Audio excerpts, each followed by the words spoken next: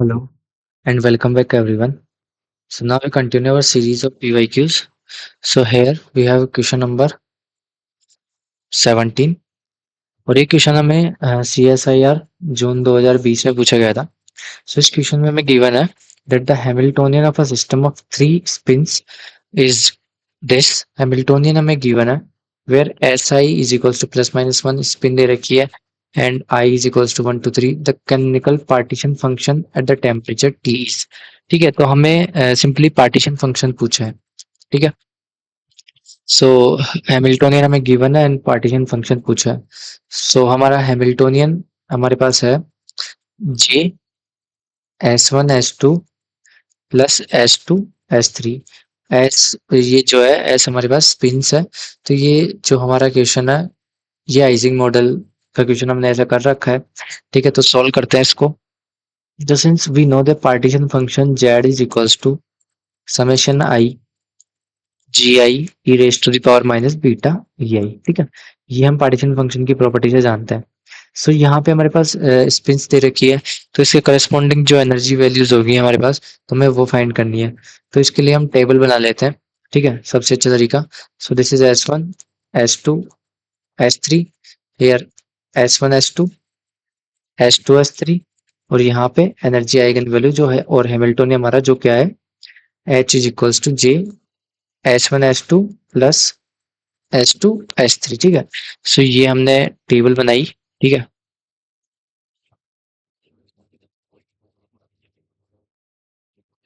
ये जो हमारी स्पिन्स है इनके करस्पॉन्डिंग जो हैमिल्टोनियन करस्पॉन्डिंग जो हमारी आइगन वैल्यूज आएगी वो हम कैलकुलेट करेंगे. ठीक है, सो स्पिन है 3, तो सपोज मैं इसको लेता हूँ 1 1 1 1 and then -1 -1 -1 -1.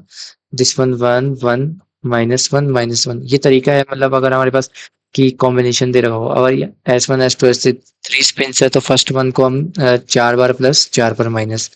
अगर ये S4 तक होती तो ये होता 8 बार प्लस 8 बार माइनस. ये ऐसा क्वेश्चन हमने क्वेश्चन नंबर 1 भी करा था इस सीरीज का. ठीक है, sir then +1 -1 and then alternate +1 and -1 +1 -1. ठीक है, +1 -1 +1 -1. ठीक है, ये स्पिन्स हो गई. सो S1 S2 की वैल्यू क्या आएगी यहाँ पे S1 एंड S2 मल्टीप्लाई होके +1 देन 1 1 +1 देन 1 -1 सो -1 1 -1 -1 1 -1 1 -1 -1 1 -1 माइनस माइनस +1 +1. ठीक है, एंड S2 S3 1 -1 -1 +1 +1 -1 -1 +1. ठीक है, सो ये मेरे पास S1 S2 आ गया. अब हैमिल्टोनियन की वैल्यू क्या आएगी. सो S1 S2 plus S2 S3 क्या हो जाएगा, ये 2 हो जाएगा. ठीक है, सो दिस विल 2, ये j के साथ मल्टीप्लाई होकर आएगा तो 2j लिख सकते हैं. सो 2 0 -2 0 0 -2 0 2. ठीक है, सो मेरे पास क्या क्या आया, 2 बार +1 एंड 2 बार +1 एंड 2 बार -2, मतलब 2 बार +2 2 बार -2 और 4 टाइम्स 0. ठीक है, सो ये हमारे पास एनर्जी आई. सो इस एनर्जी के करस्पॉन्डिंग हम क्या लिखते हैं, हमारा पार्टीशन फंक्शन लिखते हैं. So partition function will be z is equals to. So अगर मेरी एनर्जी जो होगी वो +2j होगी तो वो उसके लिए डिजनरेसी होगी 2, क्योंकि +2j के लिए 2 वैल्यूज आ रही है मेरे पास. So 2 e raise to the power -2 beta j plus, अगर -2 के लिए मेरे पास 2 वैल्यूज है. So 2 e raise to the power +2 beta j, क्योंकि नेगेटिव नेगेटिव पॉजिटिव हो जाएगा, plus 4 times e raise to the power 0, क्योंकि 0 एनर्जी मेरे पास 4 बार है. ठीक है, सो I have 2 and we know that e raised to the power iota beta -2, okay sorry, e raised to the power -x plus e raised to the power x, तो ये हो जाएगा cos hyperbolic x. so 2 cos hyperbolic 2 beta j. ठीक है, plus 4, ठीक है। सो I hope यहाँ तक आपको कोई दिक्कत नहीं होगी। सो जेड इज इक्वल्स टू 2 ज़ा 4 कॉस हाइपरबोलिक 2 बीटा जे प्लस 4, ये हो गया मेरे पास, ठीक है। सो अब इसको सोल्व करते हैं आगे। अब मैं 4 को अगर मैं बाहर लूंगा तो मेरे पास बचेगा 1 plus cos hyperbolic 2 beta j, ठीक है। So 1 plus cos hyperbolic 2 theta हो गया, और इसको मैं लिख सकता हूँ, since we know that cos 2 theta is equals to 2 cos square theta minus 1, ठीक है। तो यहाँ से हम इसको 2 cos hyperbolic 2 theta hyperbolic square theta minus 1, ठीक है। So z is equals to 4 times 2 cos hyperbolic beta j, ठीक है। ये हो गया मेरे पास hyperbolic square beta j. So now z will be, z को मैं क्या लिख सकता हूँ, अगर मैं इस 2 को बाहर ले जाऊं और इस मतलब ये इसको मैं रीराइट कैसे लिख सकता हूँ, 2 टाइम्स 2 कॉस हाइपरबोलिक बीटा जे का होल स्क्वायर, ठीक है। इस तरीके से लिख सकते हैं, क्योंकि होने को तो हमारा क्वेश्चन यही सोल्व हो गया, ठीक है। This is the partition function, पर ऑप्शन से मैच कराने के लिए मेरे को इसको ऐसा लिखना पड़ा, ठीक है। तो ऐसा ऑप्शन हमारे पास कौन सा दे रखा है, बीटा को मैं, और इसको हम ऐसे लिख सकते हैं 2 cos hyperbolic J over K B T का होल स्क्वायर, ठीक है। So 2 cos hyperbolic J over K B T का whole square, option number B is correct, ठीक है। सो इस तरीके से हम क्वेश्चन को होने को तो हमारा हैमिल्टोनियन हमारा यहीं पे कंप्लीट हो गया, पर क्वेश्चन के अकॉर्डिंग, क्वेश्चन की नीड के अकॉर्डिंग जो उसमें ऑप्शंस दे रहे हैं उसके अकॉर्डिंग हमें मैनिपुलेट करके लिखना पड़ेगा, ठीक है। तो उस हिसाब से हमने ऐसे लिखा, ठीक है। So this is the final answer, और ये हमारा ऑप्शन नंबर 2 जो हो गया वो करेक्ट हो गया। सो आई होप आपको कोई दिक्कत नहीं होगी। आइजिंग मॉडल का क्वेश्चन था, आइजिंग मॉडल, ठीक है। सो हमारे पास अच्छे क्वेश्चन है ये फ्रिक्वेंटली हर साल ये रिपीट भी होते हैं, ठीक है। सो बढ़ते हैं अगले क्वेश्चन की तरफ। अगले क्वेश्चन दे रखा है, for an ideal gas consisting of n distinguishable particle in volume V, the probability of finding exactly two particle in a volume delta V, that is less V, in the limit, ठीक है, ये limit हमें दे रखी है is, ठीक है। तो हमें एक वॉल्यूम दे रखा है, suppose this is the volume V, और ये CSIR जून 2020 का क्वेश्चन है, ठीक है। इस वॉल्यूम V में हमें क्या दे रखा है कि इसमें n डिस्टिंग्विशेबल पार्टिकल्स है, ठीक है। So n number of particles है इसमें, और इसकी वॉल्यूम V है, और हमें ये भी रखा है कि जो ये लिमिट है वो टेंस टू इन्फिनिटी। सो इस तरह की जो कंडीशन होती है ना, n नंबर ऑफ पार्टिकल्स और वॉल्यूम इन्फिनिटी को मूव करे, इन्फिनिटी की तरफ जाए, सो ये होती है मेरी थर्मोडायनेमिक लिमिट, ठीक है। थर्मोडायनामिक लिमिट, ठीक है। थर्मोडायनामिक लिमिट हमने थ्योरी में पढ़ा था कि number of particles in volume infinity को अप्रोच करे तो वो थर्मोडायनामिक लिमिट होती है। तो थर्मोडायनामिक लिमिट का हमें क्वेश्चन दे रखा है, तो उसमें क्या रखा है कि एन डिस्टिंग्विशेबल पार्टिकल है, वी वॉल्यूम में है, the probability of find exactly 2 particle in a volume. तो कोई एक वॉल्यूम हमें लेना है, suppose this is the delta V volume, ठीक है। डेल्टा वी वॉल्यूम ले लिया मैंने, इसके अंदर मेरे को 2 पार्टिकल्स चाहिए, तो उसकी प्रोबेबिलिटी फाइंड करनी है, ठीक है। सो इसकी प्रोबेबिलिटी फाइंड हम कैसे करेंगे। सो जब भी हमारे पास जैसे थर्मोडायनेमिक जो इक्विलिब्रियम का क्वेश्चन आया है, तो उसके लिए हमारे पास होता है जो पॉइजन डिस्ट्रीब्यूशन को यूज करते हैं हम यहाँ पे। So here we use Poisson distribution, ठीक है। पॉइजन डिस्ट्रीब्यूशन को यूज करेंगे, एंड हमें ये पता है कि थ्योरी से कि द प्रोबेबिलिटी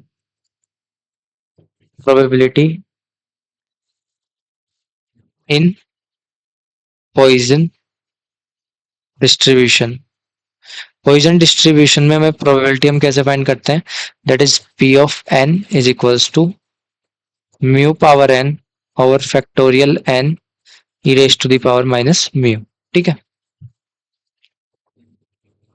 और हमें एंड कंडीशन थी, if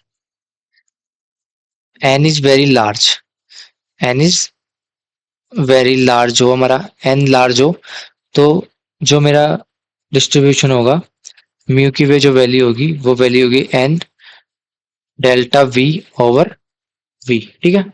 so mu is equals to n means total number of particle, और delta v by v, delta v by मतलब स्मॉल वॉल्यूम में, because delta v fraction of volume है with respect to v, इसमें मेरे पास कितने number of particles होंगे, mu की वैल्यू वो रिप्रेजेंट करेगी, ठीक है। सो अब हमें कितने पार्टिकल्स पूछे हैं यहाँ पे, हमें पार्टिकल पूछे हैं 2 particles. So for n is equals to 2, 2 particles के लिए क्या करेंगे, p2। So p2 will be mu square over factorial 2 over e raise to the power minus mu, ठीक है। So now we can write it like p2 बराबर mu जो है मेरा, म्यू की वैल्यू ये है, so n square by 2, factorial 2 की value 2, delta v over v का whole square and e raised to the power exponential minus n delta v over v, ठीक है। So this is the probability. So इसको rewrite करके हम कैसे लिख सकते हैं, p2 is equals to n delta v का whole square over 2v square e raised to the power minus n delta v over v. So this is the final probability of finding the particle, two particles in a small volume delta v, ठीक है। सो I hope ये question आपको समझ में आया होगा। Option number कौन सा करेक्ट है मेरा, सी ऑप्शन करेक्ट है, ठीक है। ठीक है। सो इसमें क्या दे रखा था, मैं दे रखा था कि एक वी वॉल्यूम का एक कंटेनर है, सपोज कंटेनर है या फिर एक वी वॉल्यूम का रीजन है, उसमें एन नंबर ऑफ पार्टिकल्स है and N V tends to infinity, means ये थर्मोडायनेमिक लिमिट को रीच कर रहे हैं, ठीक है। अगर ये थर्मोडायनेमिक लिमिट को रीच कर रहे हैं तो इसमें हम पॉइजन डिस्ट्रीब्यूशन यूज करेंगे, पहला तो हमारा यहीं पे कंफर्म हो गया। और पॉइजन डिस्ट्रीब्यूशन को यूज करेंगे तो पॉइजन डिस्ट्रीब्यूशन में जो प्रोबेबिलिटी होती है इन रीजन किसी भी नंबर ऑफ पार्टिकल फाइंड करने की, सो वो उसका फॉर्मूला ये होता है, ठीक है। तो हमें पूछा है कि डेल्टा वी रीजन में that is very small comparable to n, comparable to v, इसमें 2 पार्टिकल्स फाइंड करने की प्रोबेबिलिटी, ठीक है। सो एन अगर वेरी लार्ज होगा तो म्यू की वैल्यू क्या हो जाएगी हमारे पास, number of total number of particle और डेल्टा वी बाई वी, मतलब small fraction of delta v by v की प्रोबेबिलिटी हो गई, तो प्रोबेबिलिटी ऑफ वॉल्यूम हो गया ये तो, और उसमें एन नंबर ऑफ पार्टिकल होने की N number of particle total, so this is the mu. और फॉर एन बराबर 2 this equation modified and then we put the value and get the value easily, ठीक है। सो आई होप आपको समझ में आया होगा, अच्छा क्वेश्चन था। अगले क्वेश्चन की तरफ बढ़ते हैं। सो इस क्वेश्चन में क्या दे रखा है, सबसे पहले तो ये 2020 का क्वेश्चन है, जून। इसमें है Hamiltonian of system of N non interacting particles, N non interacting particles each of mass m in 1d। Hamiltonian हमें गिवन है where lambda is greater than 0 is a constant and pi and xi are the momentum and position respectively of the ith particle, the average internal energy of the system, हमें average energy find करनी है, ठीक है। So मैं Hamiltonian given है, Hamiltonian is equals to summation I is equals to 1 to o n P I square over 2m plus lambda by 4 xi की power 4, ठीक है। ये टोटल हैमिल्टोनियन में दे रखा है, ठीक है। हैमिल्टोनियन दे दिया हमें, वन डायमेंशन हैमिल्टोनियन। अब हमें क्या पूछा है कि इसकी एवरेज इंटरनल एनर्जी फाइंड करनी है for the N number of particles, ठीक है। एन नंबर ऑफ पार्टिकल्स के लिए हमें ये फाइंड करना है, ठीक है। सो हमें क्या करना पड़ेगा, since we know the average energy, जो हमारी हमें ये पता है कि फॉर एवरी क्वाड्रेटिक टर्म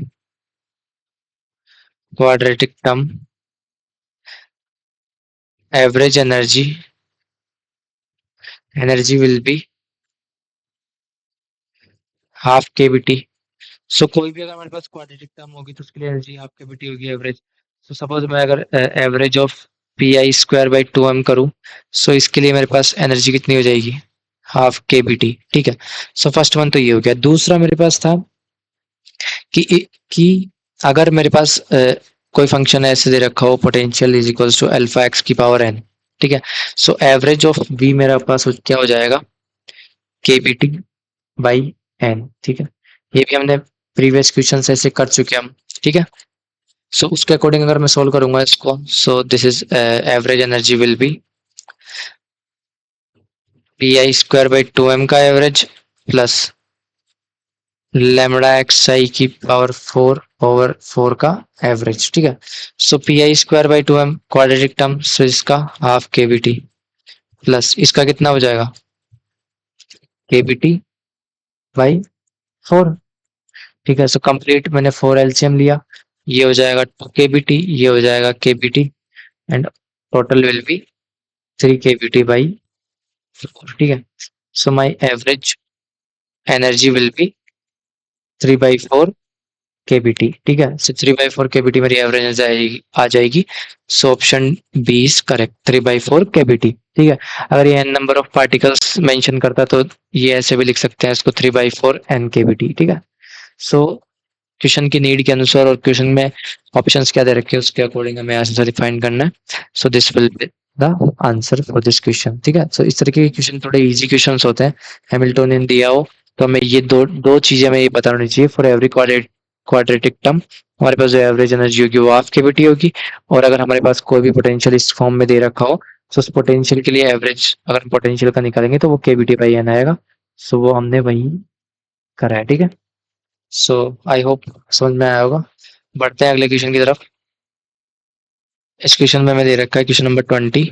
इसमें देखा है an ID idealized atom has non-degenerate ground state at zero energy and g-fold degenerate excited state of energy E। तो हमें दो एनर्जी लेवल्स दे रखे हैं, ठीक है।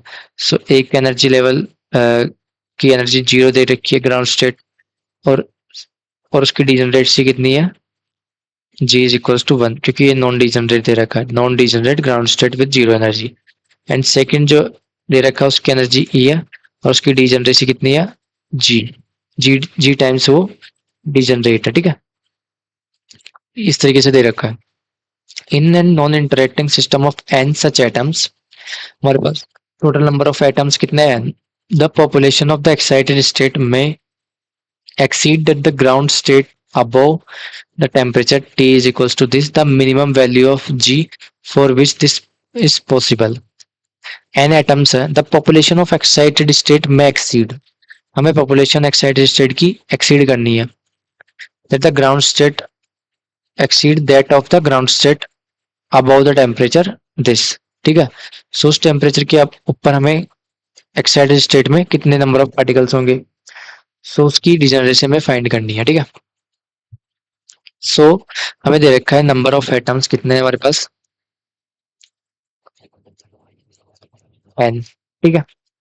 और कंडीशन दे रखी है T is greater than E over 2 K B L N to, ठीक है। और इस कंडीशन में मेरे पास जो सपोज इसमें मैंने ग्राउंड स्टेट में नंबर ऑफ पार्टिकल्स n1 है and this is n2, so this will become n2 greater than n1, ठीक है। n2 में नंबर ऑफ पार्टिकल्स ज्यादा होंगे। So for minimum value of g, जी की मुझे मिनिमम वैल्यू फाइंड करनी है, ठीक है। सो जी की अगर मैं मिनिमम वैल्यू फाइंड करूंगा, सो डी जी बाई मतलब डी का जो डिफरेंशिएशन आएगा वो मिनिमम वैल्यू के लिए मेरे पास क्या होता है, उसको मिनिमम वैल्यू हम आराम से फाइंड करना जानते हैं। बट यहाँ पे है कि at T is equals to E over 2 K B L N two, exact इस वैल्यू पे क्या होगा कि इसके ग्रेटर देन, जैसे इसके ऊपर जाएंगे हम, इस temperature T is greater then this, तो मेरे पास n2 जो होगा वो ज्यादा होगा। लेकिन इस टेम्परेचर पे क्या होगा, इस टेम्परेचर पे जो मेरे पास दोनों नंबर ऑफ पार्टिकल्स है n1 बराबर n2 होंगे, एंड जैसे जैसे इसके ऊपर हम बढ़ते जाएंगे द, इसमें लिख रखा है the population of excited states excited state में exceed that the ground state above the temperature this the minimum value of g. तो इससे ऊपर की वैल्यूज पे हमारे पास जो एक्साइटेड स्टेट है वो बढ़ती जाएगी। ठीक है, तो हमें जी की वैल्यू फाइंड करनी है। तो इस एग्जैक्ट इस वैल्यू पे मेरे पास क्या होंगी, दोनों वैल्यू बराबर होंगी, होनी चाहिए। ठीक है, ठीक है। सो आई होप ये आपको समझ में आया होगा ये मैंने कैसे लिखा। सो एग्जैक्ट इस वैल्यू पे ये वैल्यू बराबर होनी चाहिए। ठीक है, सो नाउ सोल्व करते हैं इसको। So two ln2 is equals to beta e, ये हो जाएगा क्योंकि मैंने 2 ln2 को इधर भेज दिया। ठीक है, सो ये हो जाएगा k B T E by के बी टी। सो के बी टी मेरा बीटा होता है, सो बीटा ई मैंने ये लिख दिया यहाँ से। ठीक है, सो आई होप ये आपको समझ में आया होगा।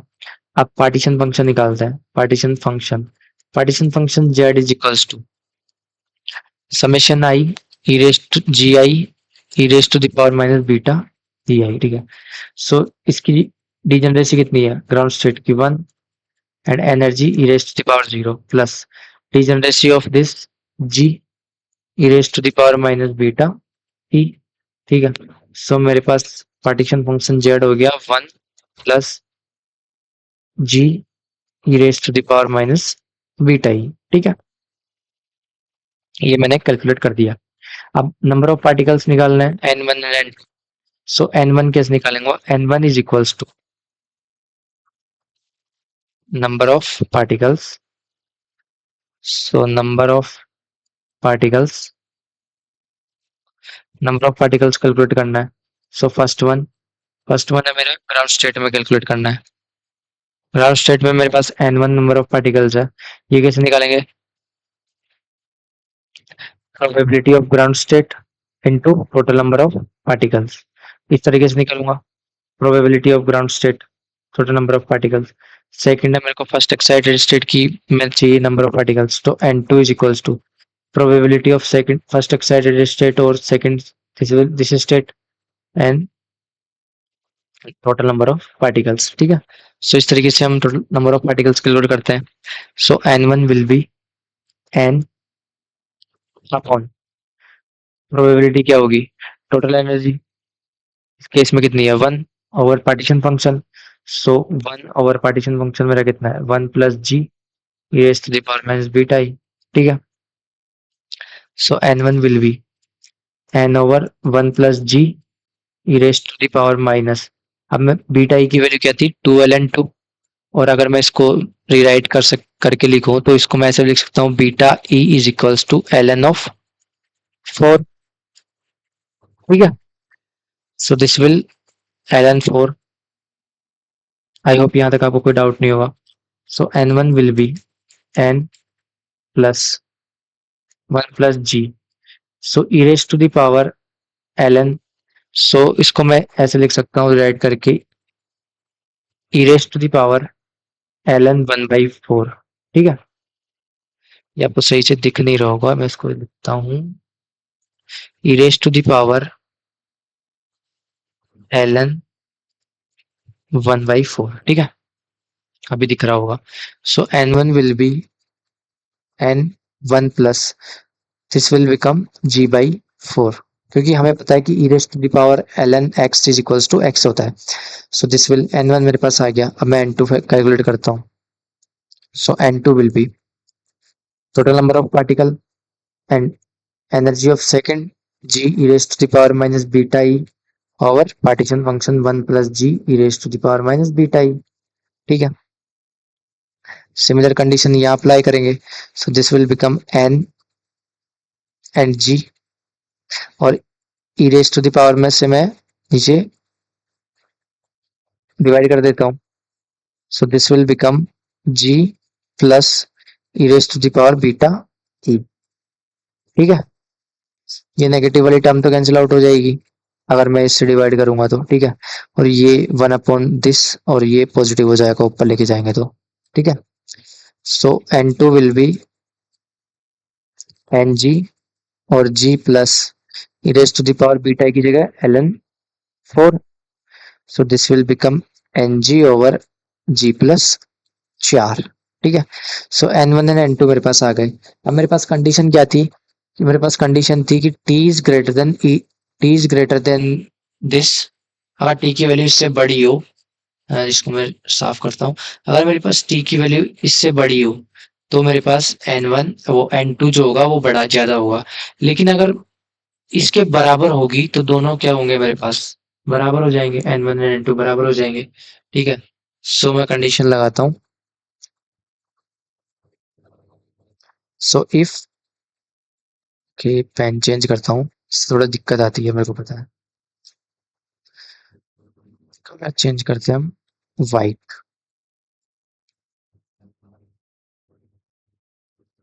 ठीक है, so if if t is greater than e upon 2 kb ln 2, then मेरे पास होगा n2 is greater than n1, but if t is equals to e over 2 kb ln 2, then n1 बराबर n2, ये कंडीशन लगा रहा हूँ मैं। ठीक है, n1 बराबर n2 होगा, सो n1 की वैल्यू मेरे पास है n ओवर 4 प्लस जी। ठीक है, मैंने इसको एलसीएम लेके सोल्व कर दिया, is equals to n g over g plus 4। ठीक है, सेम। सो यहाँ से क्या होगा, g plus this term will cancel out, मेरे पास बचेगा क्या, 4n is equals to n of g, so nn will cancel out, nn cancel out and g becomes 4। ठीक है, g की वैल्यू कितनी आ जाएगी, 4। ठीक है, सो g की वैल्यू मेरे पास कितनी आई, 4। सो आई होप आपको समझ में आया होगा। अच्छा क्वेश्चन था, इजी क्वेश्चन था। g की वैल्यू आ गई 4। सो यहाँ पे g की value option number B is correct. So I hope आपको यहाँ तक कोई दिक्कत नहीं होगी। सो मिलते हैं अगली क्लास में, तब तक के लिए good bye and thank you. Stay tune for the complete physics. ठीक है, तो सब्सक्राइब कर लेना चैनल को। ठीक है, एंड थैंक यू।